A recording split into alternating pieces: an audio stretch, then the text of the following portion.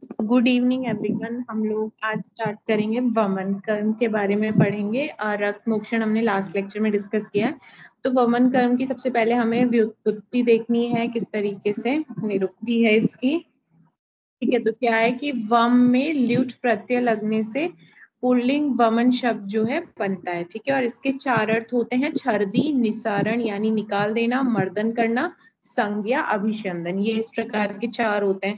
Then इसकी परिभाषा का श्लोक अगेन बहुत इंपॉर्टेंट है, आपने याद करना है। तत्र बहुत ही इजी सा छोटा सा श्लोक है।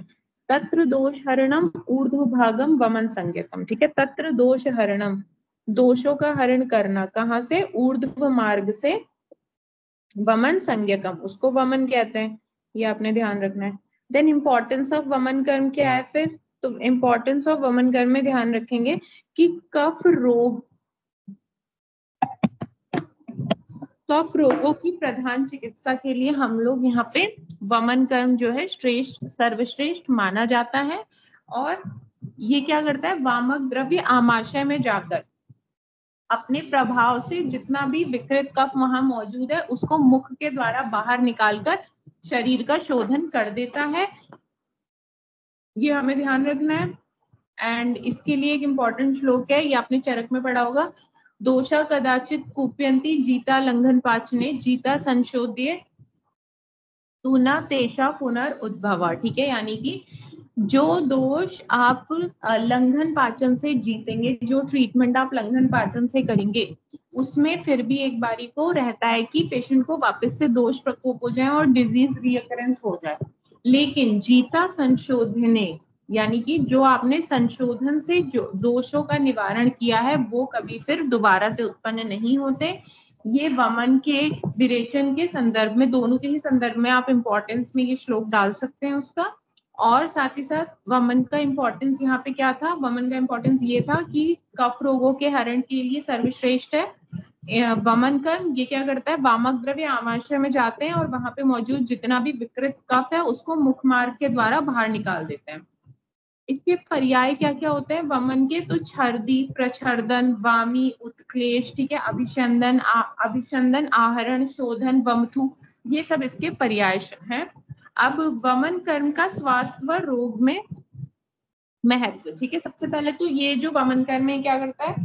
धातुगत शोधन करता है, यानी कि कोष्ठगत दोष, कोष्ठ में मौजूद जो दोष है, और जो धातुओं में व्याप्त दोष है, ठीक है, शाखा और अस्थियों में स्थित दोषों का पहले स्नेहन द्वारा आद्र किया जाता है उनको, और उसके बाद स्वेदन के बाद क्या करते हैं? उनका क्लेदन का आधिक्य होता है। इसी प्रकार द्रवित होकर दोष कोष्ठ में एवं महाश्रोत में पहुंच जाते हैं और फिर वमन कर्म के द्वारा अपने प्रभाव से दोष मुख मार्ग के द्वारा बाहर निकाल दिए जाते हैं। तो बेसिकली बोला है, चाहे कोष्ठ में दोष मौजूद हो चाहे शाखाओं में हो, ठीक है, शाखा माने धातु और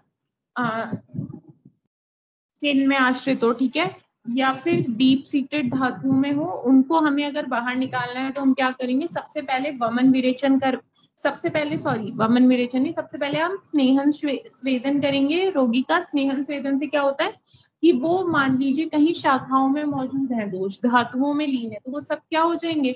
उत्क्लेशित हो जाते हैं, बढ़ जाते हैं, द्रवीभूत हो जाते हैं, लिक्विफाई हो जाते हैं और सबके सब आ जाते हैं कोष्ठ में, आमाशय में। और फिर आप वहां पे देंगे वामक द्रव्य और वो जो कोष्ठ में पहुंच गए दोष, वो तुरंत जो है बाहर निकल जाएंगे। यही चीज इस पॉइंट में बताई हुई है। इसके अलावा बोला है कि जिससे धातुगत, शाखागत और अस्थियों में स्थित कफ विकारों का शमन हो जाता है। इस प्रकार का जो कर्म है वो वमन कर्म है।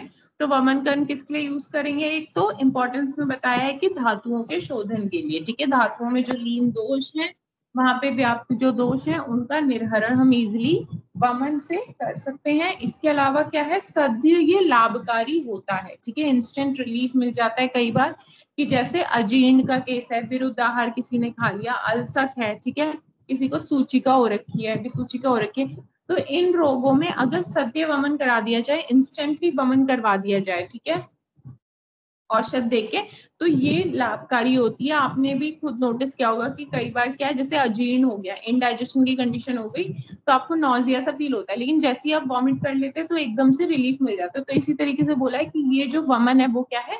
सद्य लाभकारी है। और सुश्रुत के अनुसार क्या इसकी इंपॉर्टेंस बताइए वमन की, कि जिस प्रकार वृक्ष के कट जाने पर फल फूल आदि का नाश हो जाता है, ठीक है, उसी प्रकार वमन के द्वारा कास, स्रोतसों का मल और स्वर भेद, ये सारे ही विकार जो मेनली कफ के कारण होने वाले हैं, इन सभी का नाश हो जाता है। जैसे पेड़ की जड़ काटने पे उसमें मौजूद फल फूलों का नाश होगा, उसी प्रकार से वमन से हम कफ का नाश कर देते हैं, ठीक है। और सबसे पहले जो है वमन विरेचन में भी बात किया जाए तो पहले हमने वमन कराना होता है पेशेंट का, देन हम विरेचन के लिए जाते हैं। तो ऐसा क्यों है कि वमन ही पहले क्यों कराते हैं, विरेचन क्यों नहीं करा लेते पेशेंट का?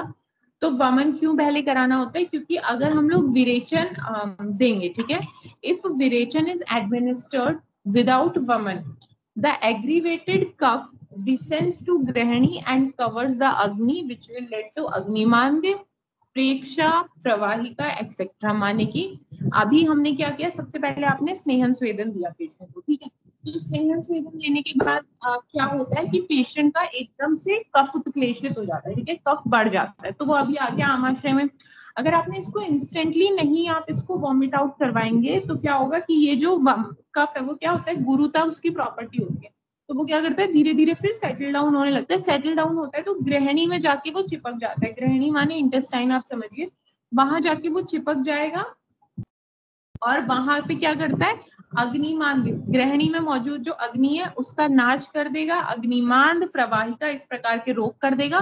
तो इसीलिए जो स्नेहन स्वेदन के द्वारा उत्क्लेशित कफ है पहले उसको वमन के द्वारा निकालना बहुत इंपॉर्टेंट है। उसके बाद ही अगर पेशेंट का आपने विरेचन प्लान किया है तो उसको आप नेक्स्ट स्टेप में लेंगे, ठीक है, पहले ही आपने नहीं कराना है। फिर इंडिकेशन कहाँ कहाँ पे आपने देना है वमन, तो वमन कहाँ कहाँ आप प्रयोग कर सकते हैं। कफ के केस में, ठीक है, पित्त संश्लिष्ट कफ यानी पित्त और कफ दोनों दोष वहां मौजूद हैं। इस कंडीशन में पित्त एंड वात सिचुएटेड इन कफ स्थान, ठीक है।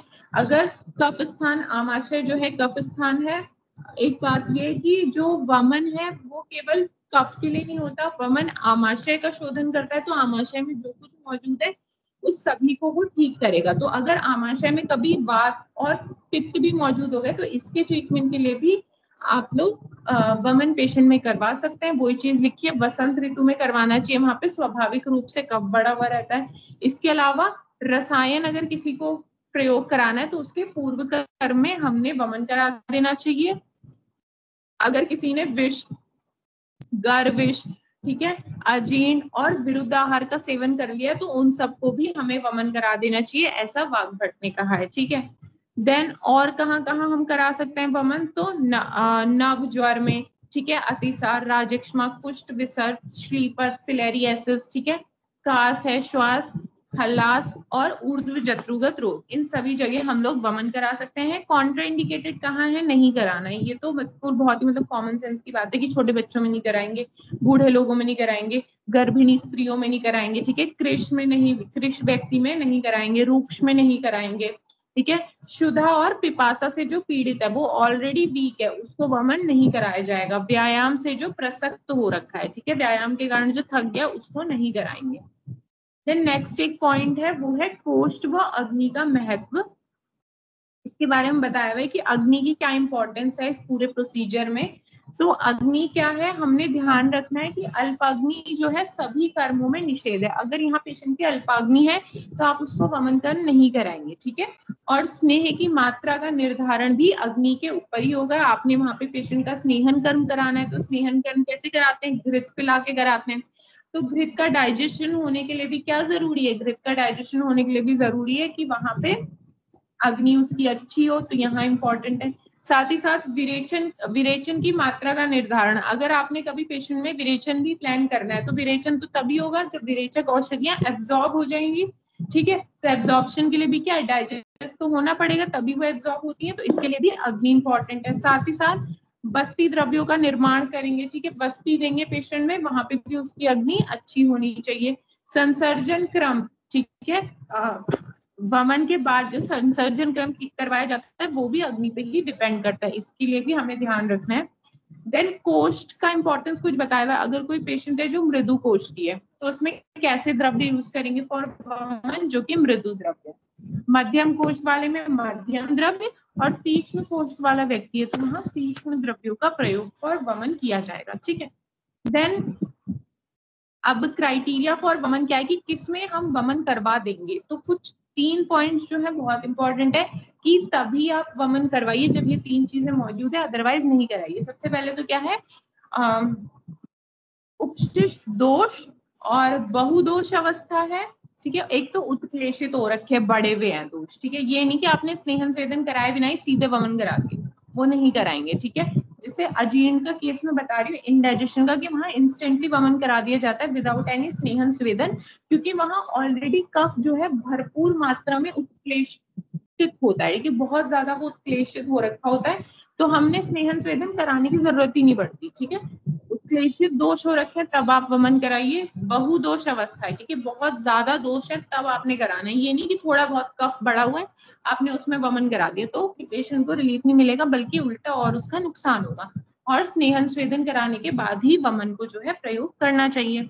इसके अलावा वामक द्रव्यों में क्या है, ये आपने नाम इसके ध्यान रखने हैं कि कितने कितने योग होते हैं। तो मदन फल के जो है 133 योग है, जेमूतक के 39, इक्ष्वागु के 45, धामार्गव के 60। ये आपने लास्ट ईयर चरक में 3rd ईयर में भी पढ़ा होगा सिद्धि स्थान।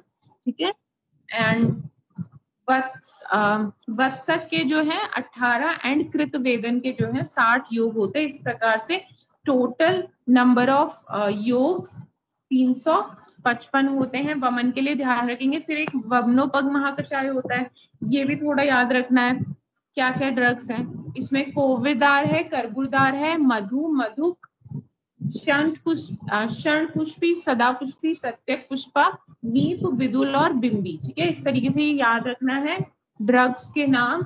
इसमें कुछ समझाने का नहीं है, रटना है आपको। ठीक है। देन अब फार्माकोलॉजिकल प्रॉपर्टीज एंड एक्शन हम डिस्कस करेंगे कि क्या जो ये द्रव्य होते हैं, वामक द्रव्य होते हैं जिनका प्रयोग वमन के लिए करवाया जाता है, इन द्रव्यों में क्या क्या प्रॉपर्टी होनी चाहिए और वो प्रॉपर्टी वमन में किस तरीके से सहायता करती है, ये बेसिकली हम लोग फार्माकोलॉजिकल प्रॉपर्टी एंड एक्शन में देखेंगे। तो सबसे पहले जो है उष्ण होते हैं ये सारे द्रव्य। ठीक है। तो उष्ण होने से ये द्रव्य क्या करेंगे, ये आग्नेय गुण इनमें होता है जिसके कारण ये क्या करते हैं, पाचन और दहन करते हैं, स्वेदन and spreading all over the body. ठीक है। आग्नेय गुण होता है तो जो भी आप इसमें द्रव्य देंगे उनका पाचन कराएंगे ये, और ये चीज जो है स्नेहन में भी काफी यूजफुल होगी। ठीक है। क्योंकि घृत का डाइजेशन भी हो जाएगा। उसके अलावा और क्या प्रॉपर्टी होती है, तीक्ष्ण होती है। ठीक है। ये तीक्ष्ण होते हैं तो तीक्ष्णता से क्या है, प्रोड्यूसेस दाह, पाक, श्राव। ठीक है। दाह, पाक और श्राव ये प्रोड्यूस करते हैं। इसी प्रॉपर्टी की वजह से जो है ये एक प्रकार से इरिटेंट के जैसा भी काम करता है। तीक्ष्ण होने से तो तुरंत पेशेंट को वॉमिट आ जाती है। ठीक है। तो ये जो है वामक द्रव्य, इस प्रॉपर्टी के कारण वामक द्रव्य जो है क्विकली काम करेंगे। ड्यू टू आग्नेय गुण इट ऑल्सो प्रोड्यूसेस शोधन, पाचन, छेदन और श्रावण ऑफ द दोषास। ठीक है। ये वाला खैर इतना इंपॉर्टेंट नहीं है, बट मेन ध्यान रखेंगे ये दाह, पाक, श्राव आदि करवा देता है और तुरंत वामक द्रव्य इसके वजह से काम करते हैं। देन एक प्रॉपर्टी होती है सूक्ष्म, ये द्रव्य सूक्ष्म भी होते हैं। तो सूक्ष्म होने से क्या होते हैं, व्यवायी विकासी होते हैं और माइन्यूट माइन्यूट जो स्रोतस है, माइन्यूट चैनल है, वहां तक ट्रेवल करने की कैपेसिटी होती है और दोषों को वहां से निकालने की कैपेसिटी होती है। ये व्यवायी भी होते हैं, सूक्ष्म होते हैं तो माइन्यूट चैनल्स तक पहुंच के अपना काम करेंगे वामक द्रव्य। व्यवायी होने के कारण क्या है, ये क्या है कि need not to be digested to reach the स्रोतस एंड धातु, प्रोड्यूसेस जनरलाइज्ड इफेक्ट। ठीक है। ये क्या है, व्यवायी द्रव्य वो होते हैं कि उनको पूरा डाइजेस्ट होने की जरूरत नहीं है, पेट में जाते ही काम शुरू कर देते हैं। तो ये जो वामक द्रव्य होते हैं ना, ये भी पेट में जाते ही तुरंत काम शुरू करते हैं, डाइजेस्ट होते रहेंगे, काम भी करते रहेंगे। लेकिन ये नहीं है कि पूरा जब डाइजेस्ट होगा तभी एक्ट करेगा, ऐसा कुछ नहीं होता है इनमें, जाते ही काम शुरू कर देते हैं। ये इनकी प्रॉपर्टी होती है व्यवायी की। ठीक है। कि इनको क्या है, डाइजेस्ट होने के लिए रुकने की जरूरत नहीं है, ये जाते ही अपना इंस्टेंट काम करते हैं। फिर विकासी गुण से क्या ये करते हैं कि विकासी गुण से ये सारे दोषों को जो है अलग अलग करवा देते हैं। और ऊर्ध्व भाग प्रभाव भी इनमें देखा जाता है कि ऊर्ध्व भाग से दोषों का निर्हरण करवाने की इनकी प्रॉपर्टी होती है। ठीक है, तो ये सब करते हैं। उष्ण होते हैं ये द्रव्य, तीक्ष्ण होते हैं, सूक्ष्म होते हैं, व्यवहारिक, विकासीय, ऊर्ध्व भाग से निकलने वाले होते हैं। And as a supporting drug of वमनो, मतलब जो वमनोपग द्रव्य हमने पढ़ा है ना, वमनोपग गण, ये आचार्य चरक ने भी बताया हुआ है चौथे चैप्टर में सूत्र स्थान में षड्विरेचन शतशितीय में। तो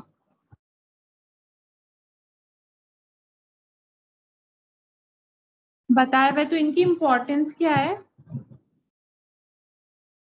इम्पोर्टेंस ऐसी है कि जो ये वामक द्रव्य क्या करते हैं, वमन करवाने वाले जो मेन द्रव्य उनके सहायक के जैसा काम करते हैं।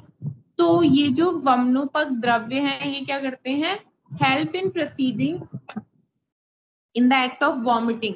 ठीक है, मतलब ये जो वमनोपग द्रव्य है क्या करते हैं, वॉमिट करवाने में हेल्प करते हैं। तो ये क्या क्या हो सकते हैं, जैसे दूध हो गया, गन्ने का जूस है, ठीक है, मुलेठी क्वाथ है। तो हम क्या करते हैं, जो भी वामक औषधियां होती है ना, या तो दूध में मिला के दे देते हैं पेशेंट को पीने के लिए, या इक्षु के रस में, ठीक है, गन्ने के जूस में बना के दे देते हैं कि पी लो इसको, या मुलेठी के क्वाथ में। ठीक है, तो ये वमनोपग द्रव्य उसी तरीके से कुछ काम करते हैं। एंड मोस्टली इन ये जितने भी ड्रग वमनोपग गण होता है ना, ये सब जो है मधुर टेस्ट होते हैं। ठीक है, मधुर टेस्ट होते हैं, ठंडे होते हैं और मधुर विपाक के होते हैं। तो आसानी से जो है पेशेंट इसको पी लेता है, क्योंकि जो वामक द्रव्य है वो अपने आप में इतने मतलब बेकार होते हैं टेस्ट में कि पेशेंट उसको स्मेल करते ही फेंक देगा। ठीक है, मतलब वो खा ही नहीं सकता उसको। तो इसीलिए इन वमनोपग द्रव्यों की सहायता ली जाती है, इनमें मिक्स करके दिया जाता है पेशेंट को पीने के लिए। और इसको क्या करना है, कहाँ तक पिलाना होता है, आखंड पान तक कराना पड़ता है, बिल्कुल गला भर जाए ऊपर तक पिलाते रहना है पेशेंट को। ठीक है, दूध में मिक्स करके देना है दवाई, या तो मुलेठी क्वाथ है पूरा मिक्स करके दे दो, पिलाते जाना है, पिलाते जाना है, पूरा उसका आखंड पान करा देना, गले तक भर जाना चाहिए पी पी के। एंड दस they remain in the body for quite long time. ठीक है, और ये क्या करते हैं, नरिशमेंट के रूप में भी बॉडी को हेल्प करते हैं, क्योंकि जब वॉमिट करते हैं तो बहुत ज्यादा प्रेशर लगता है, बहुत स्ट्रेन आता है। ठीक है, तो उस चीज से भी ये थोड़ा सपोर्ट प्रोवाइड करते हैं। साथ ही साथ क्या होते हैं, जैसे मैंने बताया कि जो वामक द्रव्य होते हैं ना वो बहुत ही इरिटेटिव होते हैं। ठीक है, तो उनको आसानी से नहीं खा लिया जा सकता, तो उनका जो इरिटेटिव प्रॉपर्टी है उसको भी ये वमनोपग द्रव्य कम कराते हैं। साथ ही साथ ये क्या करते हैं, helps in the dissolution of वमन drugs and thus proper absorption, metabolism and distribution करवा देते हैं औषधियों का। ठीक है, प्रॉपर जो वमन ड्रग्स हैं उनका बॉडी में अच्छे से एब्जॉर्प्शन, मेटाबोलाइजेशन आदि हो जाए, इस चीज का भी ये ध्यान रखते हैं। ठीक है, अब ये है वमन के द्रव्य, ठीक है, जिनसे वमन कराया जाता है। तो ये कुछ मेन है, यूज होते हैं, मदन फल, कुटज, निम्ब, यष्टि मधु एंड वज्रा। ठीक है, इनके लिए क्या बोला हुआ है, इनका ना थोड़ा सा प्रॉपर्टी ध्यान रखनी है हमें, इसलिए मैंने इस प्रकार से टेबल बनाया हुआ है। तो अगर आप सारा नहीं कर पा रहे तो मदन फल का तो पक्का कर लीजिएगा। ठीक है, तो मदन फल का क्या है, रेंडी स्पाइनोसा इसका नाम होता है, रूबिएसी इसकी फैमिली है, रस क्या है, कषाय, मधुर, तिक्त एंड कटु, विपाक भी कटु, गुण लघु एंड रुक्ष, प्रभाव क्या है, वामक द्रव्य है ये, और वीर्य कैसा होता है इसका, उष्ण होता है। ठीक है, उष्ण होता है। अब इसके अलावा बाकी जो वामक द्रव्य है वो जैसे एक कुटज हो गया, तो कुटज में इसका नाम होता है एंटी डाइसेंट्रिका, और एपोसाइनेसी फैमिली का है, तिक्त कषाय इसके रस हैं, कटु विपाक है, लघु एंड रूक्ष गुण, कफ पित्त शामक होता है ये, एंड शीत प्रॉपर्टी है। ठीक है, और फिर निम्ब है, वो क्या होता है,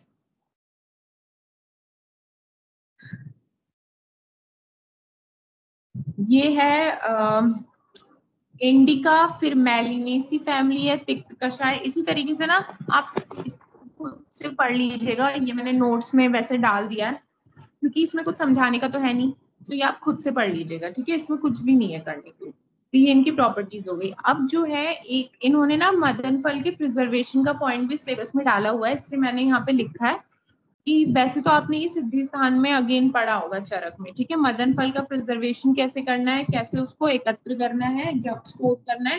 तो इसके लिए क्या करना है, बसंत या ग्रीष्म ऋतु में हम लोग मदन फल को कलेक्ट करेंगे और क्या है, पुष्प या अश्विनी नक्षत्र में उसको ग्रहण करना है।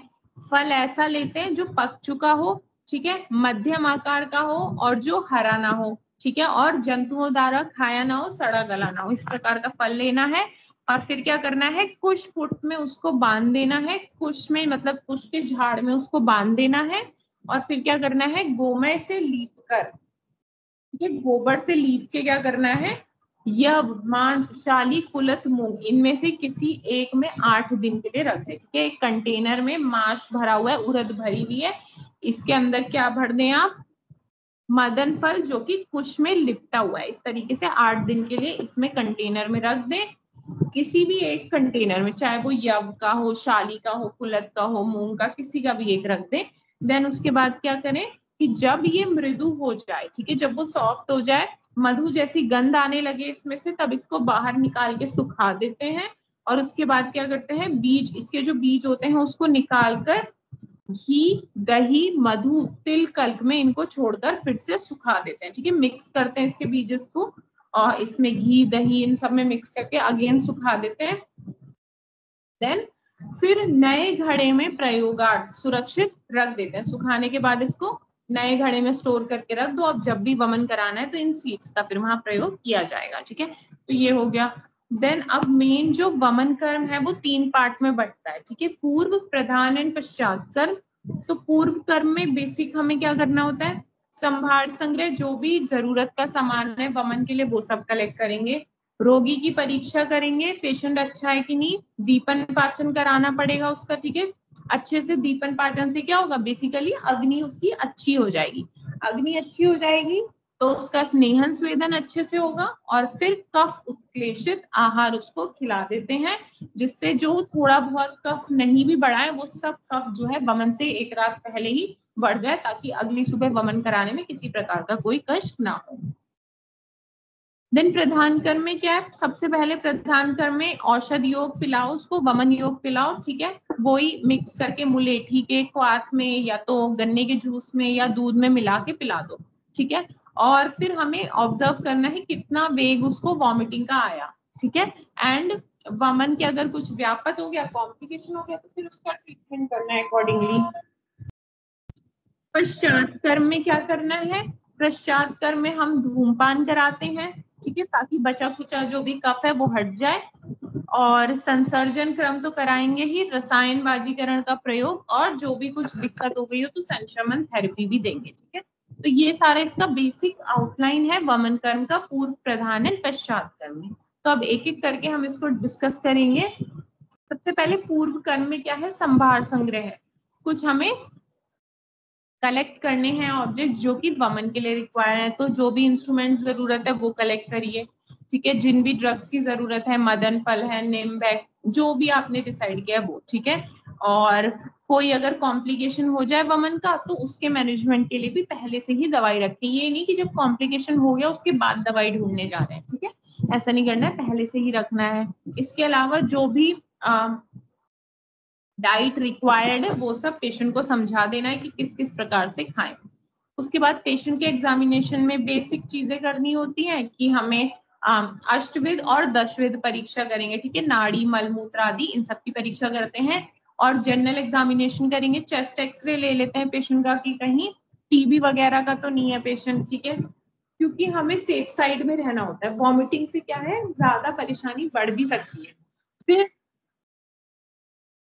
ईसीजी भी हम करवा लेंगे पेशेंट का, ठीक है, और बाकी lipid profile, LFT, KFT, basic routine तो हमने सारा करा लेना है। उसके बाद देंगे दीपन पाचन। दीपन पाचन से क्या होगा, जो मेन अग्नि है वो अच्छी हो जाएगी, अग्नि अच्छी हो जाएगी तो उससे क्या होगा, अब जब हम उसे स्नेहन स्वेदन करवाएंगे, घी का पान करवाएंगे उसको, ताकि जो दोष है पूरे शाखाओं में, पूरी बॉडी में फैला हुआ है वो जल्द से जल्द कोष्ठ में आए, और नेक्स्ट डे मतलब फिर उसके बाद हम क्या करें, वमन के थ्रू से बाहर निकाले। तो हमने क्या करना पड़ेगा, इसके लिए उसको स्नेहन स्वेदन देना पड़ेगा।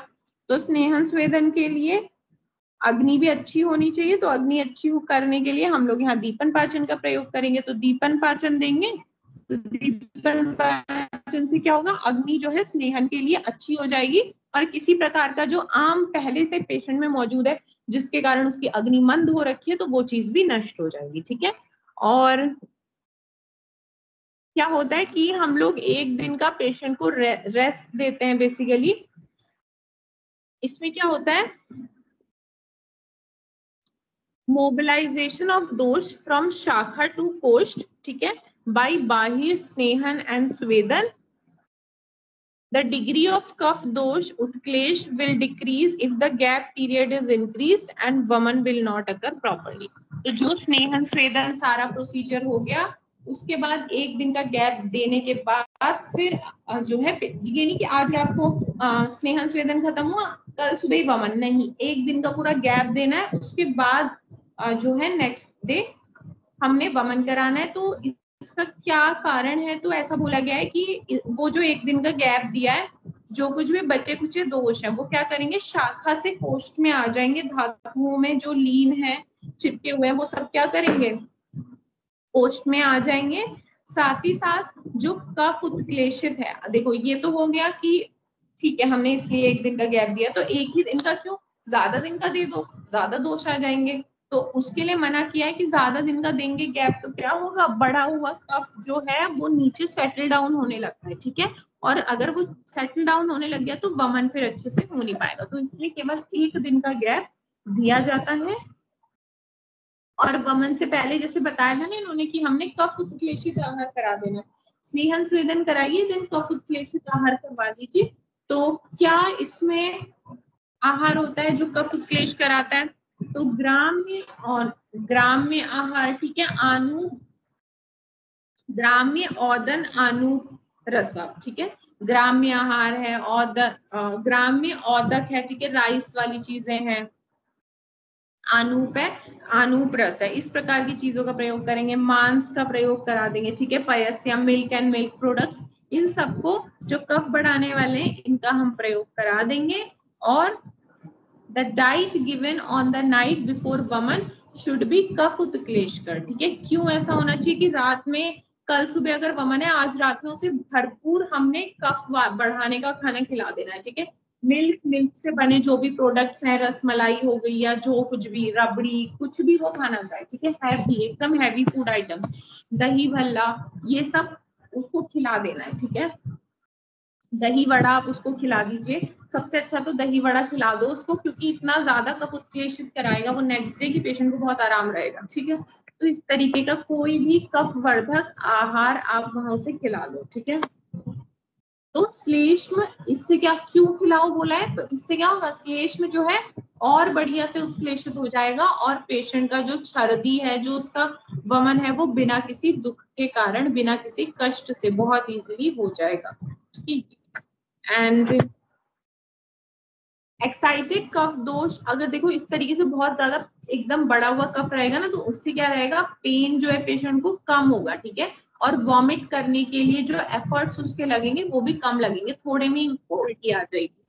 फिर इसके अलावा क्या बताया हुआ है कि कफ should neither become dry nor solid. ठीक है, तो हमें क्या है, ध्यान रखना है कि कफ ज्यादा ड्राई भी ना हो जाए, रूक्ष भी ना हो जाए, सॉलिड भी ना हो जाए। तो इसके लिए हमें क्या है, लगातार उसको लिक्विफाई करते रहना है, जिसके लिए हम लोग स्नेहन स्वेदन का प्रयोग करते ही हैं। अब जिस दिन सुबह वमन कराना है, ठीक है, उस दिन की बात बताइए, तो सुबह सुबह पहले तो पेशेंट को प्रिपेयर करना है। तो preparation of the patient on the morning of the वमन डे। ठीक है, तो क्या करना है, प्रातः काल हमने पहले पेशेंट का चेकअप कर लेना है। तो वमन के दिन क्या है, वमन के ही दिन मॉर्निंग में, अभी वमन शुरू नहीं हुआ है, उससे पहले पेशेंट को यवागु एंड घी, दूध आदि दे देते हैं। उसके बाद क्या करना है, अब वमन कालिक आचार क्या है कि वमन कराने के लिए अब क्या क्या चीजें वहां करनी पड़ेंगी। तो पहले तो पेशेंट को थोड़ा सा काउंसलिंग करनी पड़ेगी। ठीक है, उसको समझाना पड़ता है। तो वमन कालिक आहार में, आचार में क्या आएगा, इस तरीके का बिहेवियर रखना है।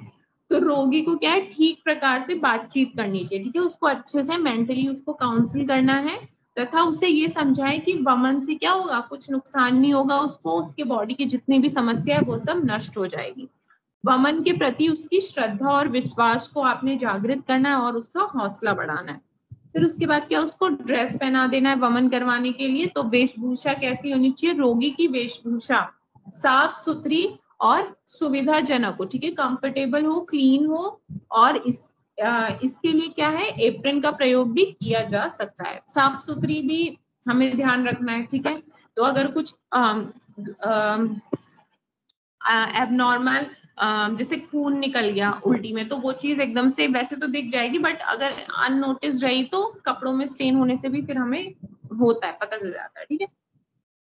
तो ये सब उसको समझाना है। फिर अब हम उसे पिलाएंगे वमन योग, ठीक है। वमन योग में क्या होगा, कोई भी वमनोपक द्रव्य, चाहे वो दूध है और गन्ने का जूस है, ये सारी चीजों में हमने वामक जो औषधियां हैं, ठीक है, मदन फल आदि, उनको मिक्स करके अब पिलाना है। तो ये है एडमिनिस्ट्रेशन ऑफ वमन योग।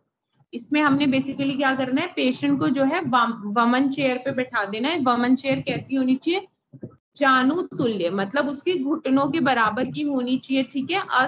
सम जानु तुल्यम सम असंकीर्णम, यानी कि जानु के तुल्य होनी चाहिए और इजिली कंफर्टेबली बैठ पाए। उसके बाद पेशेंट को वमन चेयर पे बैठा के मंगलाचरण चालू कराना है, ठीक है। मंगलाचरण कराने के बाद क्या है, उसको घृतयुक्त यवागु मिल्क पिला दो, घृतयुक्त यवागु पिलाओ, इक्षु रस पिलाओ, तक्र पिलाओ, जो भी मन हो वो पिलाओ। अकंठ पान करा दो, गले तक पिलाते जाओ उसको, ठीक है। और फिर क्या करना है, एडमिनिस्ट्रेशन ऑफ वमन द्रव्य, इन्हीं चीजों में मिला के जो है वामक द्रव्यों को भी मिला के दे देते हैं। अंतर नख मुष्टि प्रमाण तक उसको देना है, मुट्ठी बंद करने पे जितना आ जाए उतना उसको डाल देना है, उसके चाहे वो दूध हो, इक्षु रस हो, उसमें उसको देना है, ठीक है। और उसके बाद क्या है, 1 मुहूर्त तक ये सब पिला देने के बाद 48 मिनट्स, बट आजकल तो क्या है 20 से 25 मिनट आप इसको समझो, ठीक है। मतलब वैसे बताऊं तो 48 मिनट्स होता है एक मुहूर्त, बट आप यहाँ पे 20 से 25 मिनट, जैसे आपने उसको पिलाया 20 से 25 मिनट आपने वेट करना है, ठीक है। फिर क्या करना है, एडमिनिस्ट्रेशन ऑफ वमनोपक ड्रग्स। अगर कुछ नहीं हो रहा तो वापस से आपने उसको पिलाना है, इक्षु रस है, मिल्क है, ये सारी चीजें उसको पिलानी है। और फिर अब उसको एकदम से वॉमिट आ जाएगा और फिर हमें देखना है कि सम्यक योग आया कि नहीं आया, इस तरीके से फिर उसको देखना है कितने वेग आए वॉमिट के, ठीक है। फिर उसके लक्षण नोटिस करने हैं ये। और आकंठ पान क्यों करना है, पूरा गले तक हमने क्यों उसको पिला देना होता है, ये जो भी इक्षु रस है, ठीक है, और या तो यवागु है, मुलेठी क्वाथ है, जिसमें हमने औषधि मिक्स कर रखी है, वो क्यों हमने गले तक भर के पिला देना है। तो इसका रीजन क्या बताया हुआ है कि इससे जो है पेट थोड़ा डिस्टेंडेड रहेगा, फूला फूला लगेगा, और वेगस नर्व जो है एकदम से स्टिमुलेट होगी, और वेगस नर्व स्टिमुलेट होती है तो एकदम वॉमिटिंग आती है, ठीक है। साथ ही साथ क्या होता है, म्यूकोजल सेल इंजरी, वॉमिट करते हुए क्या होता है, ईसोफेगस की लाइनिंग भी डैमेज हो जाती है वॉमिट करते हुए, इतने मतलब इतना तेज आता है वॉमिट। तो इसके लिए हमने क्या करना है कि वो भी डैमेज ना हो, तो इस वजह से भी आकंठ पान करा देंगे कि ईसोफेगस का डैमेज भी ना हो। साथ ही साथ pylorus opening closes which helps in projectile vomiting, ठीक है। पाइलोरस ओपनिंग क्या है, ये जैसे स्टमक,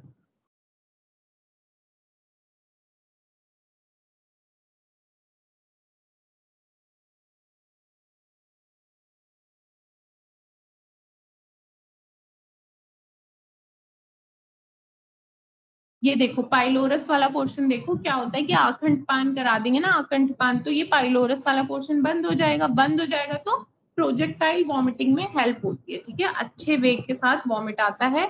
साथ ही साथ क्या है, हमें drugs given in empty stomach will pass down and cause विरेचन, ठीक है। और अगर आप खाली पेट में दवाई खिला देंगे बिना ये कुछ दिए तो क्या है, विरेचन हो जाता है, उससे वो नीचे सेटल डाउन हो जाएगी, नीचे डाइजेस्ट हो जाती है, तो उससे विरेचन हो जाएगा। तो ये हमने ध्यान रखना है, ठीक है।